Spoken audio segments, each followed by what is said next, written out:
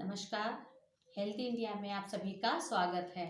आज के अपने इस वीडियो में मैं आपको कोरोना वैक्सीन के 4 स्टेप के बारे में बताने जा रही हूँ, क्योंकि ये तो सबको पता है कि कोरोना का जो वैक्सीन का अभियान है वो चल रहा है और अब सभी जितने भी अपने भारत से जनता है सभी के इंजेक्शन लगेंगे। तो इसके कितने स्टेप हैं, उसमें कब क्या करना है उसके बारे में बताऊँगी। कोरोना वैक्सीन को करवाने से पूर्व से लेके बाद तक के जो स्टेप हैं वो 4 स्टेप हैं। तो जो पहला स्टेप है उसमें आपको क्या करना है उसके बारे में बताऊंगी। जब आपको ये पता चलता है कि आपका नाम कोरोना इंजेक्शन लगवाने की लिस्ट में आ चुका है, तो सबसे पहले आपको खुश हो जाना चाहिए कि ये वही वैक्सीन है जिसका आप और हम लोग 1 साल से इंतज़ार कर रहे थे।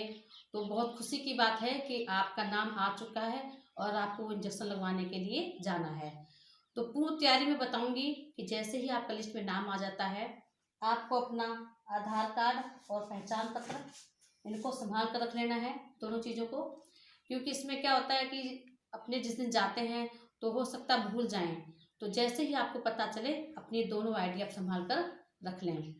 और उसके बाद जिस दिन आपको जाना है तो कृपया करके आप खाना खा के जरूर जाएं, क्योंकि ये टीका खाली पेट नहीं लगता है। कोई भी इंजेक्शन आपने सुना होगा खाली पेट नहीं लगते, उसी तरह से जो कोरोना वैक्सीन है वो भी खाना खाकर ही लगवानी है, भूखे पेट ये टीका नहीं लगता है। अगर किसी की बस जल्दी है या हो सकता है कि सुबह जल्दी निकलना है और भूख नहीं लगी है, फिर भी वो हल्का सा नाश्ता करके ही जाएं, खाली पेट बिल्कुल भी नहीं जाना है। ये तो आपका होता है पहला स्टेप, यानी कि आपको क्या तैयारी करनी थी और कैसे जाना था। अब दूसरा स्टेप मैं बताती हूँ। हॉस्पिटल में एंट्री करने के बाद आपको किस किस स्टेज से गुजरना है। तो जब आप हॉस्पिटल में एंट्री करेंगे तो वहाँ सबसे पहले सैनिटाइजर रखा होगा, जिससे कि आपको अपने हाथ में लगा के और अच्छी तरह से रगड़ लेना है। और आपको मास्क लगा कर ही जाना है हॉस्पिटल के अंदर। उसके बाद में जब आप जैसे ही एंट्री करेंगे वहाँ पर कंप्यूटर ऑपरेटर बैठा होगा, जो आपकी दोनों आईडी चेक करके आपको बताएगा कि हाँ ठीक है, आपकी आईडी चेक हो चुकी है, आप बैठ जाइए। उसके बाद में जो वेटिंग रूम होगा वहाँ पर सभी रूम को आपको बता दिया जाएगा कि आपको कब और कहाँ बैठना है। तो जब आप वेटिंग रूम में बैठे होंगे वहाँ पर आपका ब्लड प्रेशर चेक किया जाएगा। ये देखिए ब्लड प्रेशर वाली है जो मशीन, इससे आपका बीपी चेक किया जाएगा। जब आपको देखा जाएगा कि बीपी एकदम नॉर्मल है, कोई प्रॉब्लम नहीं है, उसके बाद में ऑक्सीमीटर से ऑक्सीजन चेक किया जाता है कि आपका जो ऑक्सीजन का लेवल है वो एकदम सही है या नहीं है। जब ये नॉर्मल आ जाएगा उसके बाद में आपका टेम्परेचर चेक किया जाएगा कि कहीं आपको बुखार तो नहीं है। ये तीनों चेकअप जब हो जाएंगे उसके बाद में आपसे भी पूछा जाएगा कि आपको कोई बड़ी बीमारी तो नहीं है, किसी चीज़ से एलर्जी तो नहीं है। क्योंकि अगर किसी बीमारी से आप ग्रसित हैं या एलर्जी है तो कोरोना वैक्सीन का टीका आपको नहीं लग सकता है। तो ये कुछ बातें आपसे सामान्य रूप से पूछी जाएंगी जो कि आपको बतानी है वहाँ पर। ये जो मैंने आपको 3 जांचें बताई हैं इसमें किसी भी तरह का कोई दर्द नहीं होता है। जैसे ये ऑक्सीमीटर बताया है, बस इसी से जांच हो जाती है। देखिए मेरी 99 आ रही है। ये जो थर्मामीटर है इसी से फिर ऐसा करके बुखार चेक करते हैं, इसमें भी कोई दर्द नहीं होता है। बीपी वाला जो मैंने आपको दिखाया ये भी यहाँ बांध के चेक हो जाएगा। तो जो 3-4 जांचें होती हैं इसमें किसी भी तरह का कोई दर्द नहीं होता, बड़ी आरामदायक जांचें हैं, कोई टेंशन वाली बात नहीं है। जब ये जांच हो जाती हैं इसके बाद में जब ये सभी नॉर्मल आती हैं तो इसका मतलब ये है कि आप अपने सभी टेस्ट में पास हो चुके हैं और आप इंजेक्शन लगवाने के लिए पूरी तरह से तैयार हैं। और मन में खुश हो जाइए कि आपने टेस्ट पास कर लिए हैं। उसके बाद में आपको पास में रूम में बैठा दिया जाएगा, तो आप अपने आराम से बैठे रहिए, अपने कोई दिक्कत नहीं है। जब आपका नाम आएगा तो आपको इंजेक्शन वाले रूम में बुला लिया जाएगा। जब इंजेक्शन लगवाने आप जाते हैं तो आपको बिल्कुल भी डरने की आवश्यकता नहीं है, क्योंकि बहुत छोटा सा इंजेक्शन है और बाईं जो बाजू होती है हाथ की उसको ऊपर साइड में लगना है। कोशिश ये करें कि ढीले कपड़े पहन के जाएं, क्योंकि अगर कपड़ा लंबा होता है तो उसको ऊपर टाइट होगा तो ऊपर करने में प्रॉब्लम आती है, फिर आपको ऊपर से भी कई देर लगती है उसको नीचे करने में। तो कोशिश ये करें कि ढीले कपड़े पहन के जाएं, जिससे कि ऊपर बाजू आसानी से हो जाए और आप यहाँ पर ये टीका लगवा लें। जब आप टीका लगवाते हैं तो बिल्कुल भी डरे नहीं, बहुत छोटा सा टीका है, 2 से 5 सेकंड बीच में प्रक्रिया होती है जो टीका भर के और लगा दिया जाता है।